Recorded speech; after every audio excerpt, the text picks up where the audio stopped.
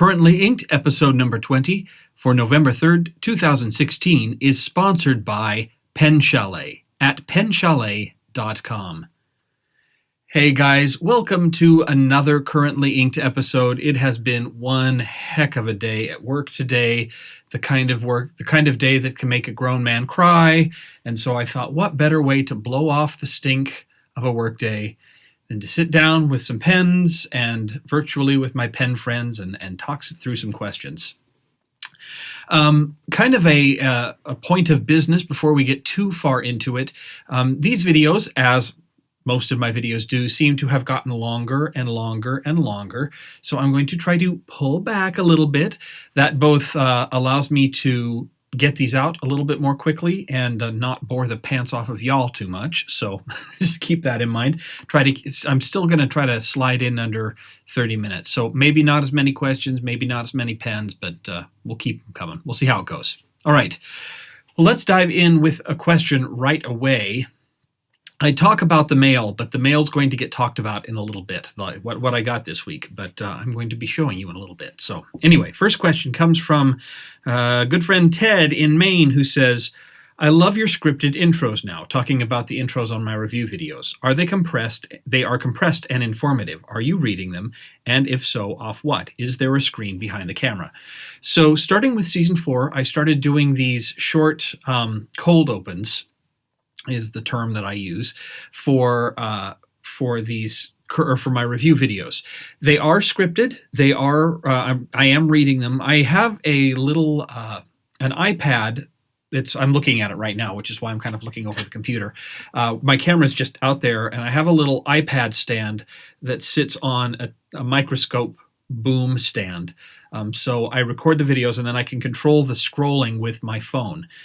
So I sit here and I read the intro and go through it.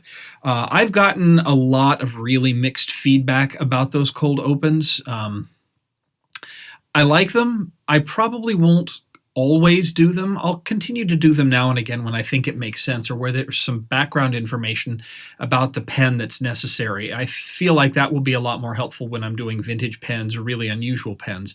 But for pens that are easily available or where I've reviewed a lot of that brand before, I'm not sure I'm going to do that all the time. A lot of people don't like them. Some people do, some people don't. So we'll just kind of see how that goes. All right, let's grab another question here. This question is from Jin in Korea, who asks, what is your favorite work-appropriate blue? My favorite is Iroshizuku Asagao, not only for the color, but also the performance. Do you know of any ink that matches up with Asagao, but for less?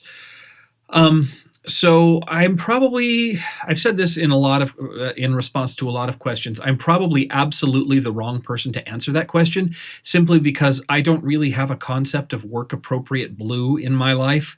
I use bright green, bright orange, red, turquoise, glitter inks. In my work, it doesn't matter. Some of my absolute favorite just blues, though, are... I really, really like Ackerman No. 5 Shocking Blue. That is supposed to be very similar to a diamine ink. I want to say it's Majestic Blue, Diamine Majestic Blue. Supposed to be very similar. It's a pretty dark, saturated blue. For really inexpensive inks, I love Private Reserve American Blue and Private Reserve Midnight Blues. Midnight Blues is kind of like a blue-black, but there's not a lot of black to it. It's just a really dark blue. I also really like Diatramentis Indigo Blue.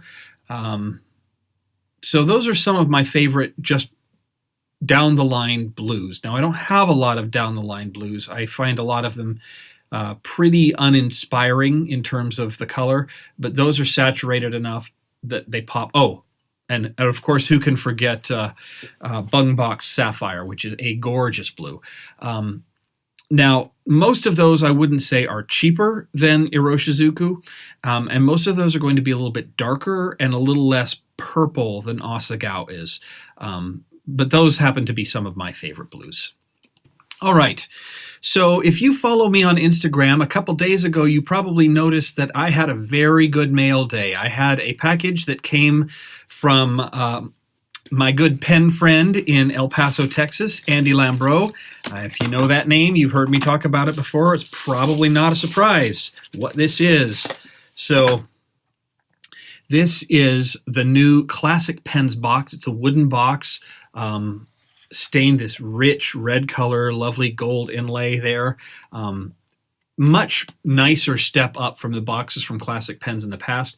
Open it up, and welcome to, it's going to be hard to see, this pen. So this is my beloved Classic Pens LB5. This is the fourth LB5 in my collection. And yes, I know it's stupid to buy so many pens at this price point, but I love them that much. This is the marble version. It's number 49 of 50. This is the Tairiku marble. This pen is, I probably wouldn't have bought it, but I was looking for something pretty special. My grandmother passed away little less than a year and a half ago. We weren't terribly close. She was, to put it generously, a difficult woman. Had a very hard life and tended to take that out on a lot of people. And I don't say that to tarnish her memory, because I loved her. But the last 4 years of her life, she was in a nursing home. And she lived in Ohio. My parents live in Utah. I live in Washington. She didn't have a lot of family around, and my mom was the only child. So she felt very lonely and very isolated. And that, when she moved into the nursing home, was right before I got started with fountain pens. And so she was one of the very first people to whom I wrote a letter. And I wrote her a letter every week from the time I got my first fountain pen until she passed away. And so I thought it would be a fitting tribute to her. I'd gotten a little bit of inheritance money. She didn't have much, but what little I got, I put toward this lovely pen. So it's not inked up yet. I just got it in the mail today. It's beautiful, like all of the LB5s are. I love it a lot. I'm really excited to ink it up. I'm sure the nib's going to be wonderful. I got a broad nib on it. But this is a pen kind of dedicated to the memory of my grandmother. Margene Fout-Kuhn was her name. So there we go. This next question comes from Carl in Tunbridge Wells, England, who says, any advice on paper and ink combinations? I love Pilot inks and use Rhodia notebooks at work, but find some drag or stickiness when I write. Could it be a nib issue? Switching from filling out forms on copy paper and then note-taking on Rhodia with a TWSBI. When I use Lamy with a Sailor ink, it's fine. So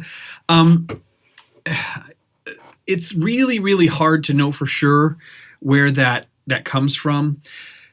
The surface of the Rhodia paper is what I call hard. It's a hard surface. It's very, very smooth, very glossy.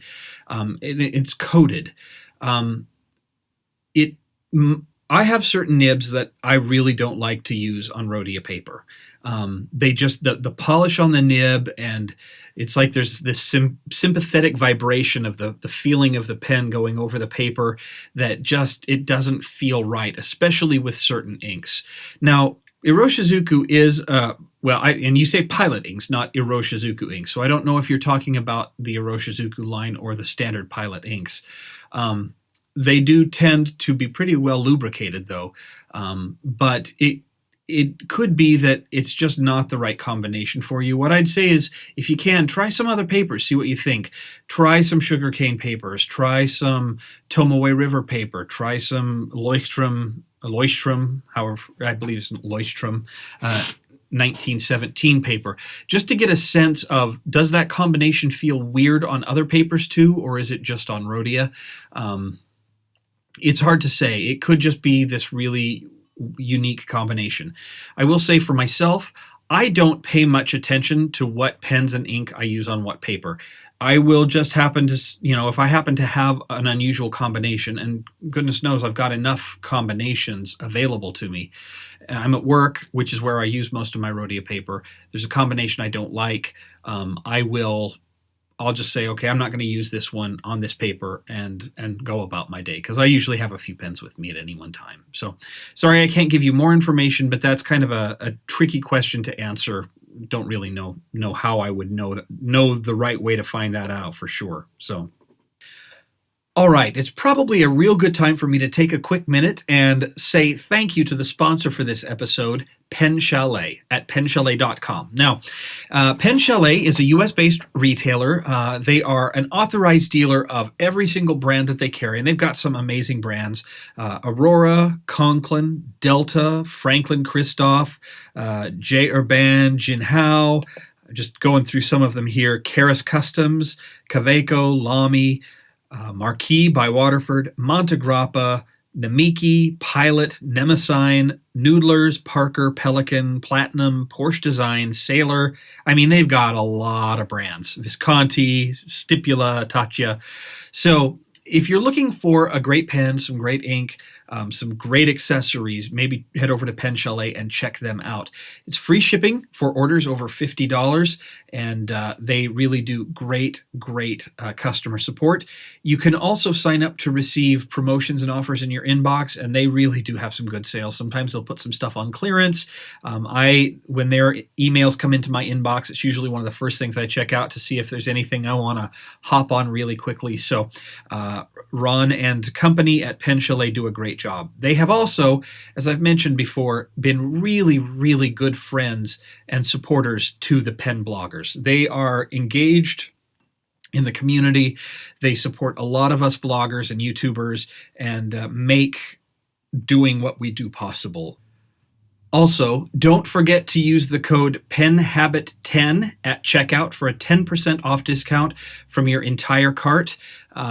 That's a really great deal that they are offering to all Pen Habit viewers. And as I always say, and will say again, I'm sure, if you do order from them, make sure to leave a quick note in the order saying thank you for supporting the Pen Habit, because it does mean a lot to me. So huge thanks to Pen Chalet for supporting this episode of the Pen Habit.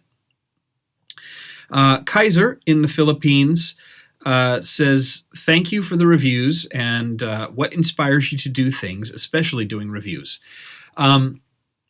So for me, inspiration is, I don't know that there's anything specifically that inspires me to do reviews other than I'm opinionated and I like to share my opinion, which I've talked about before.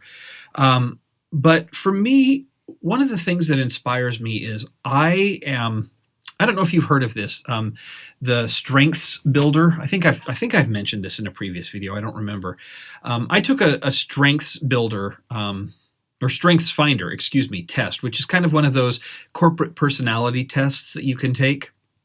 And what it does is it gives you 5 attributes that are your strongest attributes, the strengths to which you should really focus your efforts. My strengths that it listed were intellection, meaning I like to gather information, input, meaning I like to gather information, strategy, which means I like to gather information and then take that information, crunch it together, and use that information to look at the bigger picture, achiever, which means I'm really good at getting stuff done, and finally, learning, which means like to gather information. So I'm an information hound. I always have been. I consider myself a lifelong learner. And I like to get stuff done. So for me, anything I do where I can learn while I'm doing it, where it helps me gather a lot of information, store that information away, and where at the end of the day I can look at something, point to it, and say, I did that. That's what drives a lot of what I do in my life. And it's not just the pen videos. It's also the audiobook company that I own, and the music that I record, and the gardening. It's having a physical, or in this case, digital touchstone that I can point to and say, I did that, and I know how to do that. And that's why I love all this stuff about photography, and I know how to do audio, and I understand lighting, and I like to learn about pens, and. So for me, it's, while I love pens, and I do, don't get me wrong, the pen is just a vehicle to the learning process. I think that my time in this hobby thus far has been one of the most intellectually engaging that I have done in my life, and that includes going to college, which I loved. Again, don't get me wrong, I love my time in college, but there's something about writing and the people who write, and the people who look at stationery and create things, and the artists who use these beautiful tools, that just really gets me fired up. So that's kind of what inspires me to do what I do. Got another mail delivery, also arrived today. If you know this box, you know I'm probably pretty happy with what's inside. So I wasn't planning on getting myself a present for getting a new job. I figured 6 months of semi-paid vacation was about enough of a present, as well as several trips to pen shows was enough of a present. But sometimes you just see a pen, it really speaks to you, and you have to go for it. So for me, this pen was the gorgeous, stunning, beautiful Visconti Divina Metropolitan. Now this is like my larger Divina, the Divina Elegance. This is the mid size. It's not the oversized, so it's a smaller pen. Still very lovely, nice in the hand. Gorgeous, gorgeous craftsmanship, and it uses this green laminated acrylic where every other, or it's not acrylic, it's celluloid, where every other line of or layer of that material is transparent. It's beautiful. Again, I just got this today. I haven't inked it up yet. I don't know what the nib's going to look like. In fact, I haven't even looked at it all that closely. So we'll see. It's a medium nib.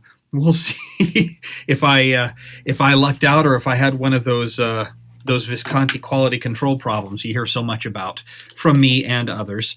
But I'm really excited about that. And I bought that from one of my sponsors, La Couronne de Comte in the Netherlands. It arrived today, and I'm very excited to get that inked up. It's a limited number. I forget how many of these were made, but it's a fairly limited number, so maybe 333, something like that. So that's kind of why I decided I love the material. I love the Divina form factor. I figured now was as good a time as any to pick one of those up. Jeff from Melbourne, Australia says, have you thought about making your own ink like SBRE Brown? If so, what color would it be? Not seriously, no, not really. It's interesting. My dad is getting close to retirement age. He builds very large scale high rises. He's a construction and project manager. So I get my project management and list making skills naturally. I think it's probably genetic. But he's about to retire, and we were talking a while back, and he said, it might be fun to start my own line of ink. And I kind of, I don't know, I said, I kind of discouraged him, or at least told him it's not going to be as easy as you think, because pen people are crazy, in the best possible way. And sorry for all the creaking. I need to get a new chair for my studio. And I said, I think it'd be great if you do it, but just know that people are going to want the ink to know that the ink's been really thoroughly tested, because they don't want anything that damages their pens. We actually had some ideas of other things that, instead of trying to compete in what is becoming a very crowded ink marketplace, some other things that are missing from the fountain pen and stationery world that it would be nice to see. So I won't spoil what those are, but you may be seeing my dad have a new line of products in a couple years after he retires. But to get back to your question, I've never really thought about making my own ink. Again, I say this a lot, but I feel like there's so much ink out there. I would be hard-pressed to come up with some combination that I feel like isn't already there in some way, or hasn't been there in some way before. So I love the SBRE Brown ink. Someone sent me a bottle of it. I wasn't able to buy any before Stephen ran out. But I don't know. I suspect my ink would probably be green. It would actually probably look a lot like Parker Penman Emerald. That is a dark green ink with some wicked sheen that I'm really starting to get into. And it's not made anymore. So that it might be something along those lines. Real dark, vibrant, rich green, because we all know how I feel about green. Wearing green, green eyes, green pens. I love me some green ink. And you know what they say about green ink? Don't expect to see a pen habit or Inky Fingers ink in the immediate future, although I'll just throw this out there in the universe. If there's an ink manufacturer out there that wants to come up with a special edition ink and have me sell it, I'm open to discussions. I wouldn't shut it down. I just don't think it's something I would go after on my own. Sam from Tochigi, I believe, Japan. Is there any pen that you thought you would love, but it turned out not to be what you expected? And vice versa, a pen you expected to hate but ended up loving. So I'll tackle the second part first. The pen I expected to hate but ended up loving was the Aurora Optima. It's short, it's a flat-ended pen, the nib is rigid, and it's very feedback heavy. I was not expecting to like the pen.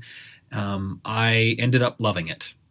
To no one's greater surprise than my own. I really did end up loving that pen. So that is one. I've had a lot of pens I expected to just really love. And over time, my love for them was either short-lived or never really materialized. One that was always a little problematic for me was the Montegrappa Espressione. It's a beautiful pen, just absolutely gorgeous, gorgeous material. It wasn't the right fit in my hand. The Pilot Falcon was another one. I was really hoping to love that pen, and I just didn't love it. So there have been a few. I don't know that there's any that I would say I expected to love and really ended up hating, but there have been some where I thought I was going to love it, and maybe I wasn't as crazy about it over time or something like that. But I think that's kind of more where I ended up with things. So there you go. All right.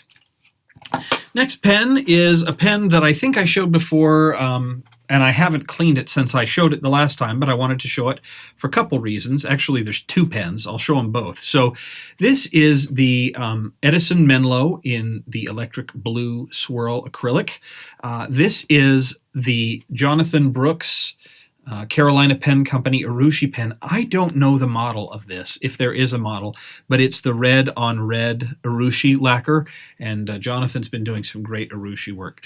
So the reason I wanted to bring these back again is because of the nibs. So I received an email or a question, maybe it's a question in here a little bit later on, about fpnibs.com. So both of these, this one came with just a standard, with a 14 karat gold nib, which I loved. It's a great nib. This one came with a steel nib, which I wasn't crazy about.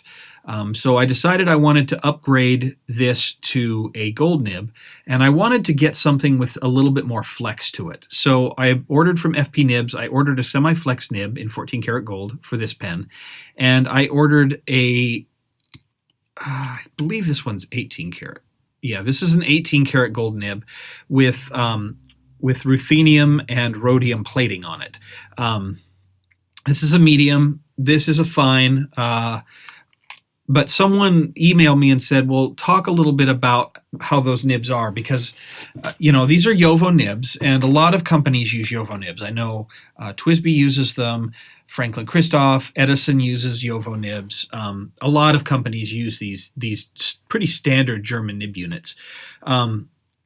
Now, I don't know if you can order different nib units or order them from the factory with different specifications like ink flow or smoothness, but I know that a lot of people, a lot of companies, especially smaller companies, do work on the nibs before they send them out.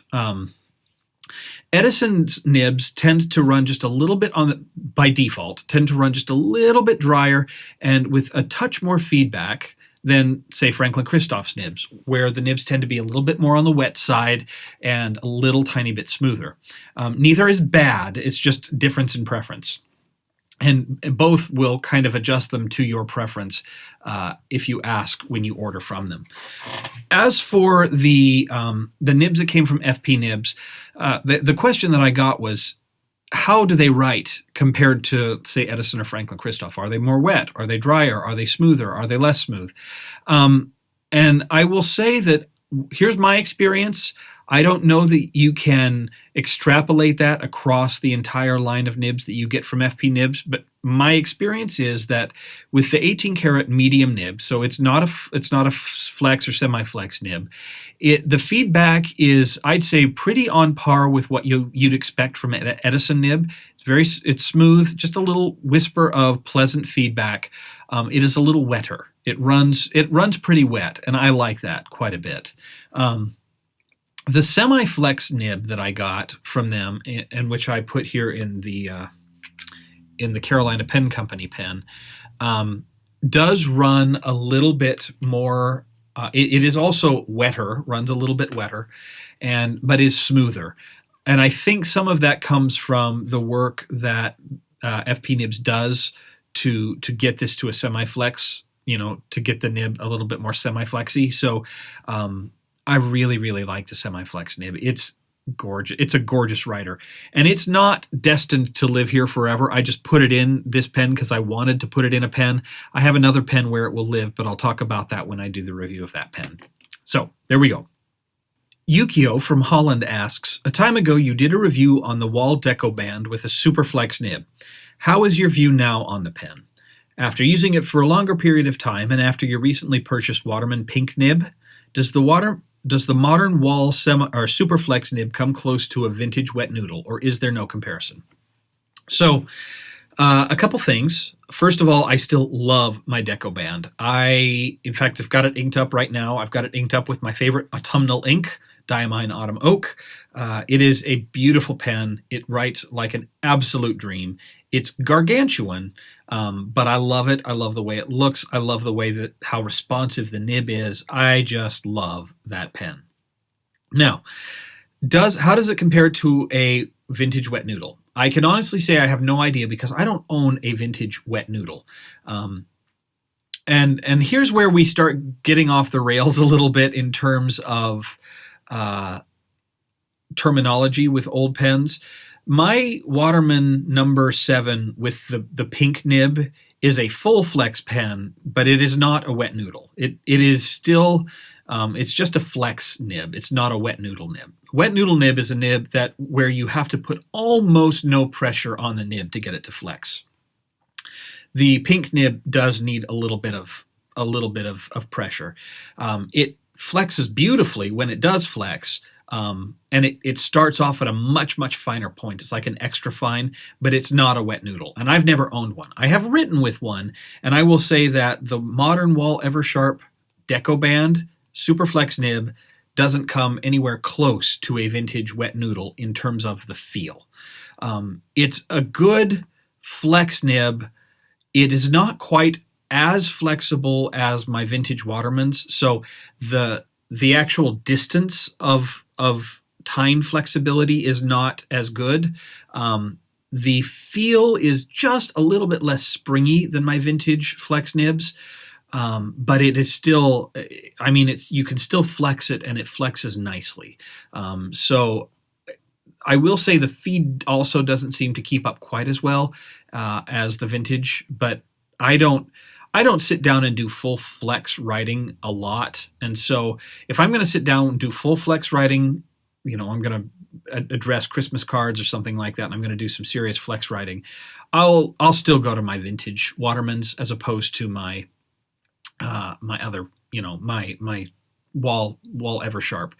That's a pen, if I want a flexible pen that I can use for my daily writing and writing letters and things like that without having to, if I'm not trying to do full-blown Spencerian, which I can't do anyway, that is a pen I would use for that. Okay, let's grab one more question before we wrap up this episode. And this is from Sarah from Dubai in the United Arab Emirates, who says, what is the pen that has exceeded your expectations the most? And then she goes on to talk about a Bexley Monarch that had a medium steel nib. So exceeded expectations. I'll tell you the one that surprised me and that I continue to be surprised by is the Faber-Castell Loom. At $40, it is. I consider it to be one of the better nibs in my collection. I really, really liked it a lot. The Delta Unica was another one that surprised me that I wasn't expecting to like as much as I did. And I think the most recent one that has surprised me is my Pilot Custom Heritage 823. I picked one of those up recently for review purposes. I bought that from Van Ness Pens, and I have been really, really, really enjoying it. It's become a regular go-to for me. I was expecting to like it. I wasn't expecting to love it, and I love that pen. So that's kind of I think those are some of the ones that stand out to me as pens that have surprised me and pleased me, exceeded my expectations. Well, I think that is going to do it for this episode of Currently Inked. I think I'm going to sneak in just a little bit over 30 minutes here. So I really want to thank you for joining me. It helps to get away from the hustle and bustle of the regular day-to-day job and get back to just talking about pens and answering questions for people who I appreciate. And I do appreciate you. Speaking of appreciation, again, a huge, huge thank you to Pen Chalet at penchalet.com for sponsoring this episode. Ron and company at Pen Chalet do a great job. They've been a great support for the Pen Habit and a lot of other pen bloggers. Don't forget the Pen Habit code to get 10% additional off your order. And if you do order from them, thank them so much for their support of the Pen Habit. I really do appreciate it, and hopefully you do as well. So thanks to them. We will see you here next week on Currently Inked, and stay tuned over the next few days for another giveaway. I do have at the time this publishes, there is still a giveaway going on. It is for a Sheaffer Legacy 2, a glorious pen. I think a pen you will really, really like. So that's going on. You can find that on penhabit.com. And I've got another set of really good pens. I mean, basically, I'm going to be doing giveaways almost weekly for the next couple of months at least. And some of these giveaways they're pretty nice. So, all right. Thank you so much again for watching. We will see you here next time on The Pen Habit. Bye.